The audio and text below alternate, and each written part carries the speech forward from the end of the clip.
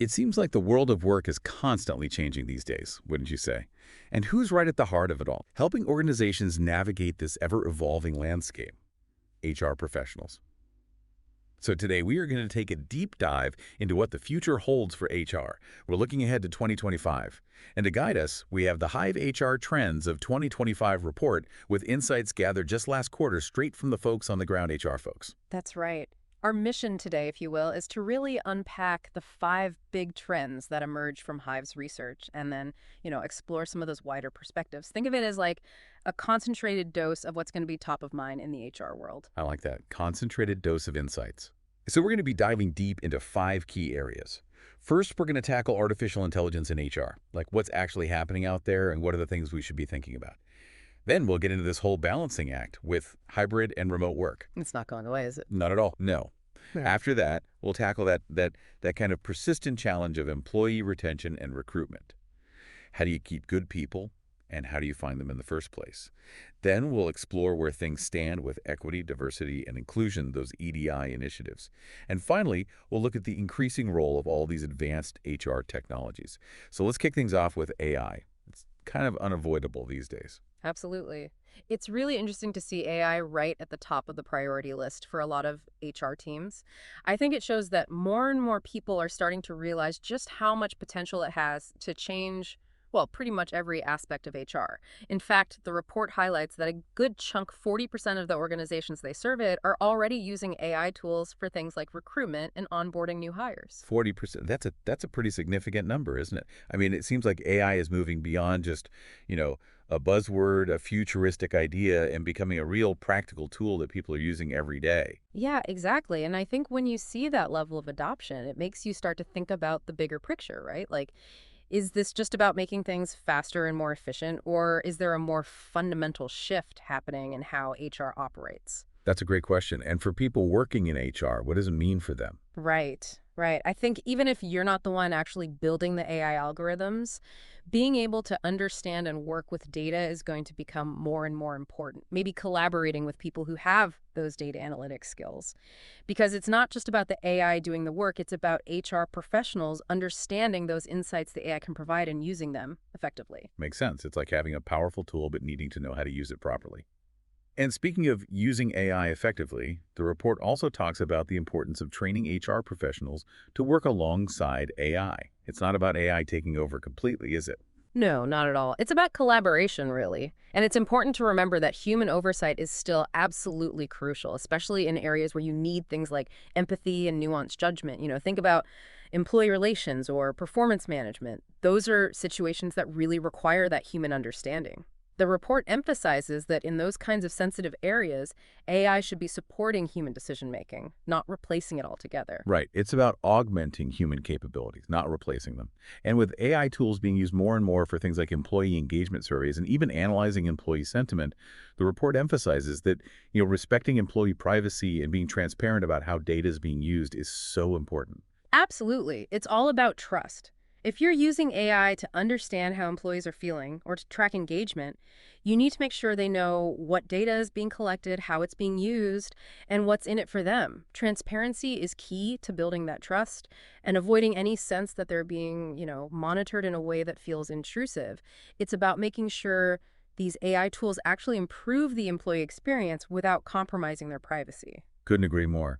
Harry Cooke from Hive puts it really well. He says, and I'm quoting here, AI can contribute to HR processes by streamlining administrative tasks, enhancing recruitment, and offering predictive insights into workforce trends.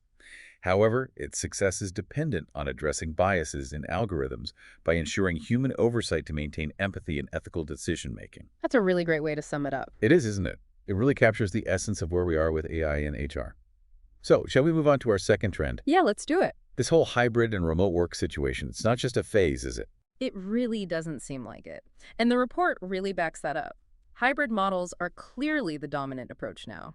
They found that on average, a whopping 60% of employees are working from home 2 or 3 days a week. That's not just a blip, it's becoming the new normal for a lot of people. It's amazing how much things have changed, isn't it? I mean, remember the days when the 9-to-5 office setup was just the way it was? It's not like that anymore for many, many people. And it sounds like this flexibility is becoming a major factor in attracting and keeping good people. The report even mentions that 45% of organizations surveyed believe that offering flexible work arrangements makes a big difference in employee retention. Yeah, that stat really highlights how much employees value flexibility these days. It's not a nice to have anymore, it's a must have for a lot of folks. If you're an organization and you're not offering some form of hybrid or remote work, you're probably going to struggle to keep your best people, let alone attract new talent. It's like table stakes in the talent game now. Yeah, exactly. And Harry Cooke from Hive, he also had a great point about this. He said, hybrid work isn't just about flexibility, it's about fostering connection and collaboration while respecting individual needs. Leaders need to prioritize trust and clear communication to avoid burnout and disconnection. So it's this like balancing act, right? Yeah. How do you give people flexibility without losing that sense of team and connection? That's the million-dollar question. Yeah. And the report emphasizes the need for developing hybrid work policies with input from your employees, using things like pulse surveys or focus groups, get their perspective, find out what's working, what's not working, because every workplace is different. It's so important, isn't it, to involve the people who are actually living this hybrid work experience day in and day out. And the report also talks about the critical role of managers in all of this. Oh, absolutely. Managing people who are working remotely or in a hybrid setup is a whole different ballgame compared to managing a team that's all in the same office. Managers need the tools and training to build trust, keep those communication lines open, and spot any signs of burnout or isolation. Think about things like best practices for virtual communication, setting clear expectations for remote work, and creating opportunities for connection both virtual and in person. Yeah, that feeling of isolation can be a real issue when you're working remotely. They can. And it sounds like companies also need to think about investing in those tools, the technology that helps teams stay connected, whether they're working remotely or in the office. Definitely. That could mean anything from having a solid communication platform and collaboration software to actually organizing in-person team building activities. It's about making sure everyone feels like they belong and that they're part of something bigger, regardless of where they're physically working. So I think that covers hybrid and remote work pretty well. Let's move on to our next trend, which is employee retention and recruitment. A classic challenge. But this report emphasizes just how important it still is, right? I mean, losing good employees has a ripple effect throughout the whole organization. It affects everything: productivity, morale, recruitment costs. And then there's all that knowledge and expertise that walks out the door. It's huge. And one of the interesting things the report found is that a large percentage of open roles are actually being filled internally. 60% to be exact. So that suggests that there's a big move towards investing in the talent that organizations already have and promoting from within. That's a pretty big number, 60%. It really highlights the advantages of focusing on your existing employees. It does. And Harry Cooke from Hive, he put his finger on something really important. He said, today's workforce values more than just a paycheck. Employees are increasingly seeking workplaces that align with their personal values, offer opportunities for growth, and prioritize their well-being. It's not just about the money anymore. Yeah. Absolutely. People want more from their work. They want to feel like they're part of something meaningful, that they have opportunities to learn and grow, and that their well-being is genuinely valued. So what can HR teams do with all this in mind to get better at both retaining employees and attracting the right people in the first place? Well, the report makes a strong case for prioritizing internal hiring. As we saw with that 60% statistic, it can lead to a more engaged workforce, faster onboarding, and retaining that valuable institutional knowledge. It's about recognizing and nurturing the talent you already have. I think that's spot on. And the report also suggests increasing salary transparency. When employees understand how their pay compares to others, it can help build trust and reduce feelings of unfairness. Plus, there's this idea of maybe relying less on external recruiters and focusing more on direct sourcing. Right, so cutting out the middleman in some cases. By focusing on direct sourcing and promoting from within, organizations can build stronger relationships with candidates and really invest in the long-term growth of their existing employees. And then, of course, there's the whole company culture piece, creating an environment where people feel psychologically safe, where they can take risks, share their opinions, and be themselves without fear. That's crucial. If people don't feel safe and respected, they're not going to stick around. And the report also talks about something called stay interviews, which I really like. It's this idea of proactively talking to employees to understand what keeps them engaged and what might be making them consider leaving before they actually do. That's smart. It's about staying ahead of the curve, understanding employee needs in real time, and not just waiting for an exit interview to find out why someone's leaving. And of course, gathering feedback through both onboarding and exit surveys is key to making sure you're constantly improving the employee experience. So moving right along, our fourth trend is equity, diversity, and inclusion, or EDI. Another big one. And while the report shows that some progress is being made, there's still a lot of work to be done. They found that only 20% of organizations surveyed are actually implementing specific EDI initiatives right now. Things like blind CV screening and mentorship programs for underrepresented groups. 20%. It's great that some organizations are taking these steps, but that number suggests that a lot of companies are still figuring out their EDI strategies. That's go beyond just policies on paper, doesn't it? It absolutely does. And the report really emphasizes that true EDI requires a real shift in organizational culture. It needs buy-in from leadership, it needs ongoing feedback from employees, and it needs a genuine commitment to keep getting better. It's not something you just check off a list and move on. It's a journey, not a destination. And Harry Cooke, he said something that really resonated with me. He said, true equity, diversity, and inclusion, EDI, go beyond just having the right policies. They require a change in how we think and act. The biggest challenges are unconscious biases, a lack of accountability from leaders, and shallow commitments that don't tackle deeper, long-standing issues of inequality. Yeah, he hit the nail on the head there. So given all of that, what are some concrete actions organizations can take to actually move the needle on EDI? Well, the report is really big on having a solid, measurable EDI strategy. And a big part of that is having mentorship programs specifically designed to support people from underrepresented groups as they advance in their careers. That kind of targeted support can make a world of difference. Right. And then there's using data to actually track progress and figure out where you need to improve.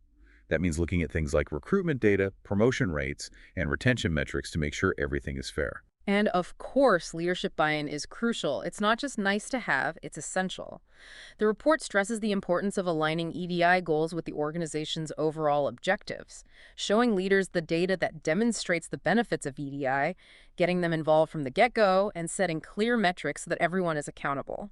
Plus, there's a need for ongoing education about EDI principles. You can't just assume everyone's on the same page. You can't. You have to keep the conversation going. Absolutely. And the report also talks about having ways for employees to share their feedback on EDI, things like confidential surveys and always-on listening tools. You want to really understand what people are experiencing and where you can make things better. So, last but not least, our fifth trend is the adoption of advanced HR technologies. We've already talked about AI, but this is about the bigger picture, things like HRIS, ATS, and LMS systems. And the report is pretty clear. More and more organizations are investing in these platforms to streamline HR processes and use data to make better decisions. It's all part of this larger trend towards digital transformation that's happening across pretty much every industry. But the report also points out a big obstacle. A significant number of organizations, 30% in fact, say that budget constraints are a major challenge when it comes to implementing these advanced HR solutions. So even though companies recognize the value of these technologies, they can be expensive. Yeah. And I think Harry Cooke really nails it when he says, and I'm quoting here, HR systems can offer efficiency and insights, but without thoughtful implementation, they risk becoming overwhelming or underutilized. Use technology to enhance, not complicate, the human aspect of HR. I love that quote. Right. It's about using technology strategically, not just for the sake of it. Exactly. So what's the guidance for HR leaders who are trying to navigate this complex tech landscape? Well, the report advises focusing on implementing the right technologies. Often that means getting expert help to make sure the solutions you choose are a good fit for your organization's needs and the technology you already have. Yeah, because the last thing you want is to invest in something that doesn't work with your existing systems or doesn't actually solve the problems you're facing. Exactly. And the report also suggests considering cloud-based platforms as a way to potentially lower those upfront costs and have more flexibility as your organization grows. They also really emphasize training. You have to make sure your HR teams know how to use these new technologies effectively. Otherwise, even the best system in the world won't do much good. Training is so important. And finally, the report highlights the importance of choosing platforms that are easy to use and accessible for all employees, regardless of their tech skills. That way, you can ensure that everyone can benefit from the technology and you get that broad adoption. Now, let's switch gears a little bit and talk about some of the other interesting findings in the report. They actually broke down their insights by company size and the roles of the people they surveyed. Oh, that's interesting. I'm curious to hear how these trends are playing out differently depending on the size of the organization. Yeah, it's fascinating. For small organizations, those with fewer than 250 employees, they're really focused on flexibility and coming up with creative, often budget-friendly ways to support employee well-being. However, they're also more likely to have limited resources when it comes to investing in those more advanced HR technologies. That makes sense. Small companies have to be more resourceful, and they might have different priorities when it comes to technology. Right. On the other hand, large organizations, those with over 5,000 employees, are much more likely to have adopted AI and advanced HR systems. But they face their own set of challenges, things like managing data security across a huge network, making sure AI is used fairly and consistently across different parts of the organization, and coming up with global HR technology strategies that actually work. So bigger companies, bigger budgets, but also bigger headaches. And what about the different roles within HR? Did the report highlight any interesting differences in how people are experiencing these trends? Yes, definitely. They found that C-suite leaders in HR tend to be focused on the bigger picture, things like innovation, operational efficiency, and making sure that any HR technology aligns with the organization's overall goals. They're also thinking about the ethical implications of these trends, which is really important. That strategic perspective makes sense for people at that level. What about HR generalists, those who are often the ones actually implementing these changes? Well, they reported being heavily involved in rolling out and using AI-powered recruitment tools, which is interesting. But they also said they need more training to answer employee questions and concerns about AI's role in the workplace. There's that need for training again. It's a recurring theme. It is. And the report also spends some time talking about the broader cultural impacts of this shift towards hybrid and remote work, which I think is really important to consider. What kind of cultural impacts are we talking about? Well, a lot of organizations reported that they're seeing a potential weakening of team cohesion and a bit of a dilution of company culture with fewer in-person interactions. Hmm. It makes sense, right? Managers are also worried about maintaining productivity and collaboration, especially in remote settings where informal communication and knowledge sharing are really important. And then there's the challenge of onboarding new remote employees and making sure they feel like they're truly part of the company culture. Those are all valid concerns. Are companies doing anything to address those challenges? They are. Some companies are redesigning their offices to encourage more collaboration when people do come in. Others are really trying to integrate their core values into things like performance reviews and training programs to reinforce those cultural norms, no matter where people are working. Hmm. And then there's the trend towards more deliberate team building activities, both virtual and in person. Some companies are even doing things like U-Days, where employees get an extra paid day off to pursue personal interests and recharge. It's about being more intentional about building connections, even when people aren't physically together all the time. And the report also talks about focusing on employee engagement, especially in this new world of work. Yeah, and that makes perfect sense. When you have more dispersed teams, you have to actively measure and nurture employee engagement. The report mentions things like using pulse surveys, often with platforms like Hive, to get regular feedback on how employees are feeling. That way you can address issues quickly. And beyond surveys, it's about creating those opportunities for connection and well-being, things like virtual well-being cafes, online social events, and open communication channels where employees feel like they can speak up and be heard. It's about creating that sense of community, even when people are physically apart. Exactly. And then there's the whole piece about making employees feel valued and recognized. The report highlights the importance of both formal and informal recognition programs. Tools that allow for peer-to-peer recognition, like high fives, and company-wide recognition initiatives are both key to making people feel appreciated.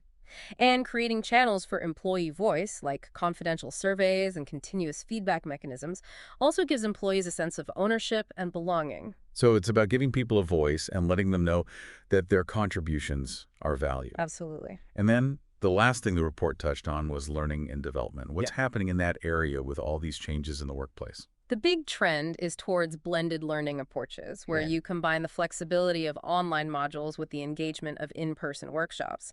Interestingly, the report found that a lot of employees still really value those face-to-face interactions for learning and connecting with others.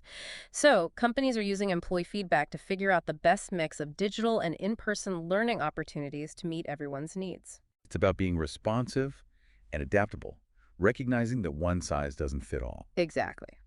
So as we wrap up our deep dive into the Hive HR Trends of 2025 report, It's clear that HR in 2025 is going to be all about finding that balance between embracing new technologies, prioritizing employee well-being and engagement, and really understanding the unique needs of your organization and your people. What do you think? I totally agree. It's going to be a fascinating year for HR with a lot of opportunities and challenges. And I think it all boils down to this. HR needs to find ways to leverage technology to make things better for employees, not more complicated. Technology as a tool, not a replacement. Exactly. So as we leave you today, I'd like you to consider this. What are one or two things that you can do within your own sphere of influence, whether it's your team, your department, or your entire organization, to be better prepared for the changes that are coming in 2025? It's a Yeah. question worth thinking about. It is. It's all about being proactive. It is. So there you have it. Food for thought. Food for thought. Until next time, happy navigating.